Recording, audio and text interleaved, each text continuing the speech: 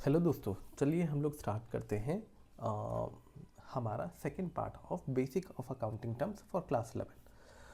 Second part में हम लोग स्टार्ट करेंगे गुड्स एंड सर्विस टैक्स पे। गुड्स एंड सर्विस टैक्स कुछ नहीं, लास्ट में भी हमने समझा था, कुछ नहीं, वो supply of goods and indirect tax है जो कि supply of goods and service पर लगता है। सपोज एक हमारा स्टील प्रोडक्शन यूनिट था, तो हमने रॉ मटेरियल खरीदा। तो जब हम रॉ मटेरियल खरीदेंगे उस पर हमको जी टैक्स देना होगा। तो उसे क्या, जो टैक्स देते हैं हम लोग उसे क्या बोलते हैं, जीएसटी। सिंपली जब हमारा स्टील बन के तैयार हो गया, वो हम लोग सेल करेंगे कस्टमर्स को, तो हम कस्टमर से क्या लेंगे, जीएसटी। ठीक है, नेक्स्ट है एंटिटी। तो एंटिटी दो टाइप का होता है, एक बिजनेस यूनिट और एक होता है नॉन बिजनेस यूनिट। अगर किसी भी यूनिट का ऑब्जेक्ट प्रॉफिट करना है, मतलब प्रॉफिट कमाना है, तो उसको हम लोग बिजनेस यूनिट बोलेंगे। अगर हमारा ऑब्जेक्ट नॉन प्रॉफिट यूनिट है, नॉन प्रॉफिट ऑर्गेनाइजेशन है, या फिर हम बोलेंगे कि हमारा यूनिट सिर्फ सर्विस देना है, ठीक है, तो हम उसे नॉन प्रॉफिट या फिर नॉन बिजनेस यूनिट भी बोलेंगे, एंटिटी भी बोल सकते हैं। इवेंट क्या होता है, अगर कोई भी ट्रांजैक्शन अकर करता है तो हम लोग उसे इवेंट बोलते हैं। स्टॉक सिंपली बोलेंगे मटेरियल अनसोल्ड को। अगर कोई हमारा मटेरियल अनसोल्ड है तो हम लोग उसे स्टॉक बोलेंगे। स्टॉक दो टाइप का होता है, एक ओपनिंग स्टॉक और एक क्लोजिंग स्टॉक। ठीक है, सिंपली इसको समझेंगे। सपोज हमारा एक शोरूम है, हीरो का शोरूम, हीरो स्प्लेंडर का शोरूम। ठीक है, तो हम जब नया शोरूम स्टार्ट किए तो 100 स्प्लेंडर खरीद कर लाया हमने। ठीक है, 100 स्प्लेंडर खरीद कर आया, तो 100 स्प्लेंडर में से हमने उस दिन 50 स्प्लेंडर बेच दिया। ठीक, 50 स्प्लेंडर बेच दिया, तो हमारे पास बचा कितना। आप सपोज आज 6 तारीख है, 6 मई है। ठीक है, 6 मई को हमने 100 स्प्लेंडर खरीदा, उसमें से 50 बेच दिया, तो हमारे पास बचा कितना, 50।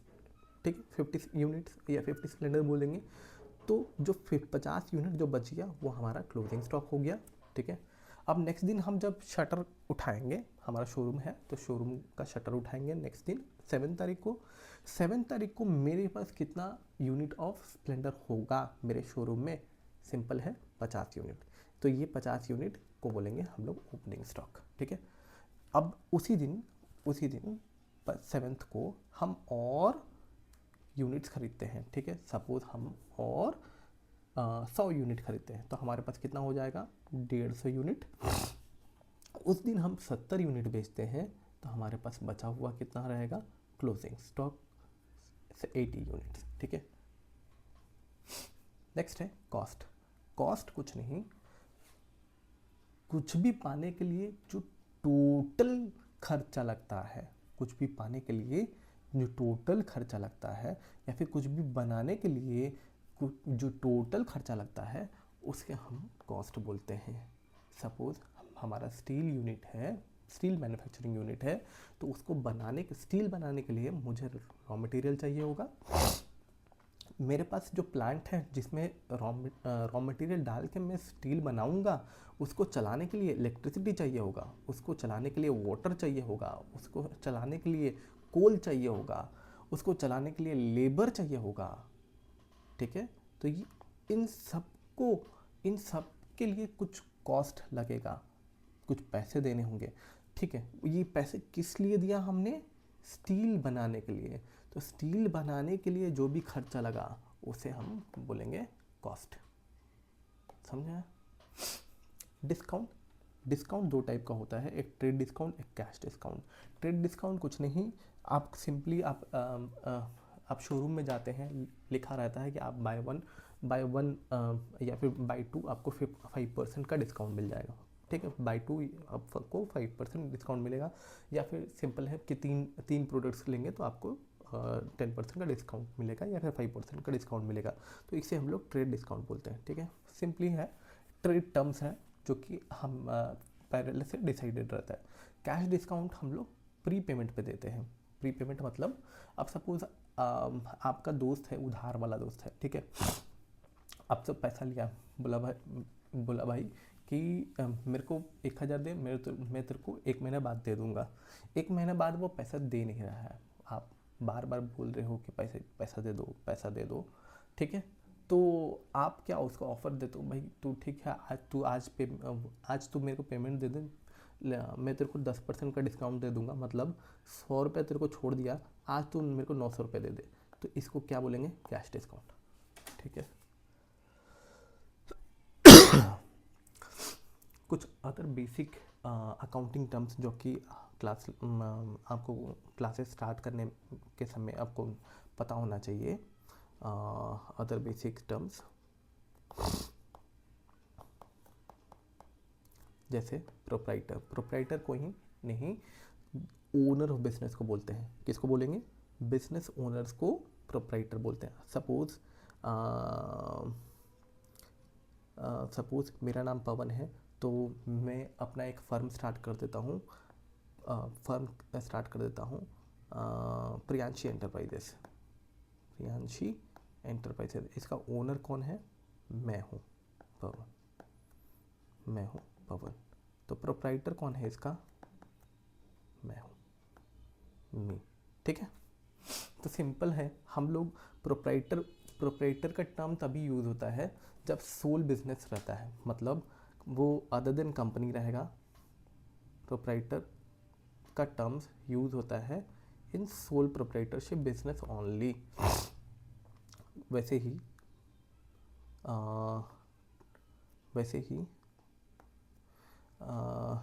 कंपनी होता है,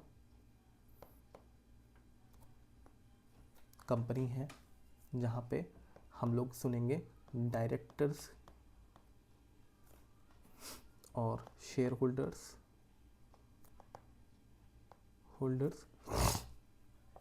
ठीक है। कंपनी में डायरेक्टर्स और शेयर होल्डर ही कंपनी को चलाने वाले व्यक्ति होते हैं, ठीक है। कंपनी हो गया, पार्टनरशिप फर्म हो गया,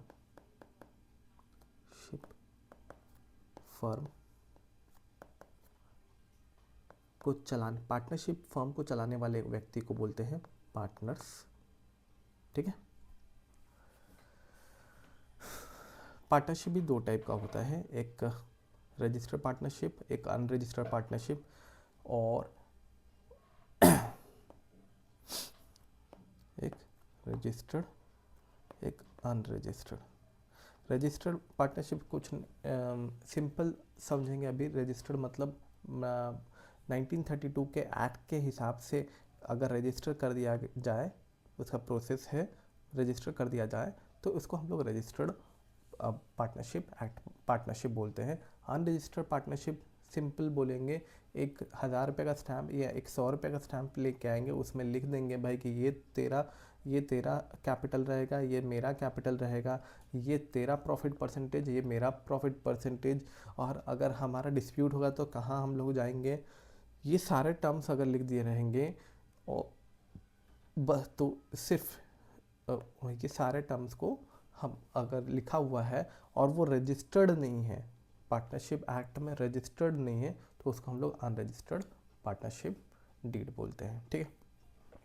नेक्स्ट है बैड डेट।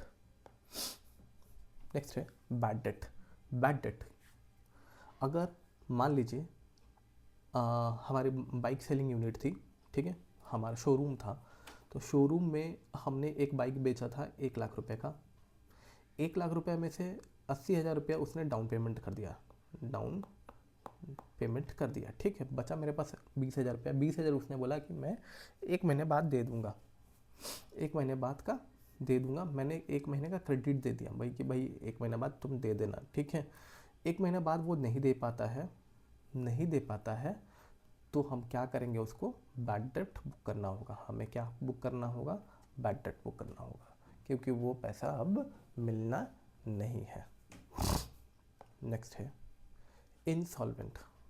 इंसॉल्वेंट का सिंपल मतलब है, अगर कोई व्यक्ति हमसे पैसा लेता है और वो रिटर्न नहीं कर पाता है, या फिर उसकी क्षमता में अब नहीं है कि वो रिटर्न कर पाए इन फ्यूचर, तो हम लोग क्या उसको बोलेंगे, इंसॉल्वेंट। ठीक है, वैसे ही सॉल्वेंट, वैसे ही अगर कोई व्यक्ति नहीं पेमेंट कर सकता है उसे क्या बोलेंगे, इंसॉल्वेंट।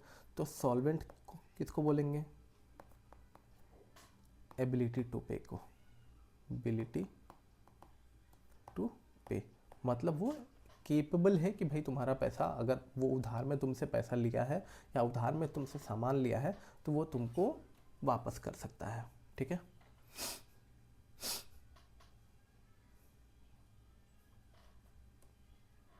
आज के लिए इतना ही, थैंक यू।